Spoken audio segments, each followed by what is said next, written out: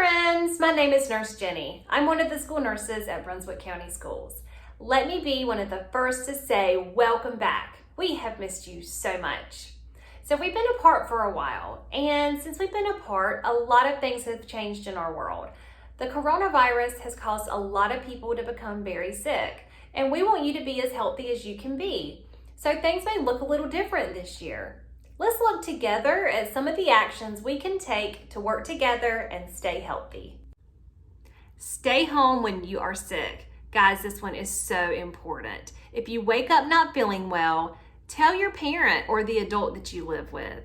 The symptoms that we are most concerned about are fever or chills, cough, shortness of breath or difficulty breathing, fatigue, which is when you feel really tired, muscle or body aches, headache, new loss of taste or smell, sore throat, congestion or runny nose, nausea or vomiting, and diarrhea.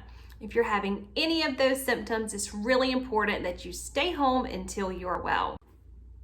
The next one is washing your hands. Guys, you know this one. Washing your hands is the number one way to prevent yourself from getting sick. Make sure when you wash your hands, you do so with soap and water for at least 20 seconds. So you can count to 20 or you can sing happy birthday 3 times, whatever you want to do, just make sure you're doing it for 20 seconds. Also make sure that you're getting in between your fingers, on the backs of your hands, your fingertips, everywhere that your hands are touching germs. That is the best way to prevent yourself from getting sick. The next thing we can do to keep each other healthy is wear a cloth face covering. We have seen these everywhere. Wearing this face covering, covering your nose and your mouth, is a really good way to keep your germs from spreading to others. Your teacher's probably wearing one now, so make sure you always wear your cloth face covering. This next one I know you've heard of before. It's called social distancing. Social distancing just means giving yourself and others some space. It is recommended that you stay at least 6 feet apart from other people to prevent yourself from spreading germs and from getting germs from others. 6 feet is about 2 arm lengths, so make sure you're staying at least 6 feet apart from others when you are in the classroom or walking down the hall or in other areas of the school. This is going to be hard if you see somebody that you really missed and you want to give them a hug or a high five. But for right now, just do a wave or air hug or air high five so that we can make sure that we're social distancing. Cover your cough or sneeze. We all know that when we cough or sneeze, our germs go flying out of our nose and mouth. If you feel a cough or sneeze coming on, grab a Kleenex and cough or sneeze into that and then throw it in the trash can. This way your germs are contained and never infect anyone else.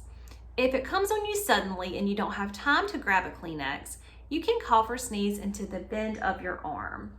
And it's always a good idea to get a squirt of hand sanitizer or wash your hands afterwards too. Coping and resilience. The outbreak of the coronavirus has been stressful for many.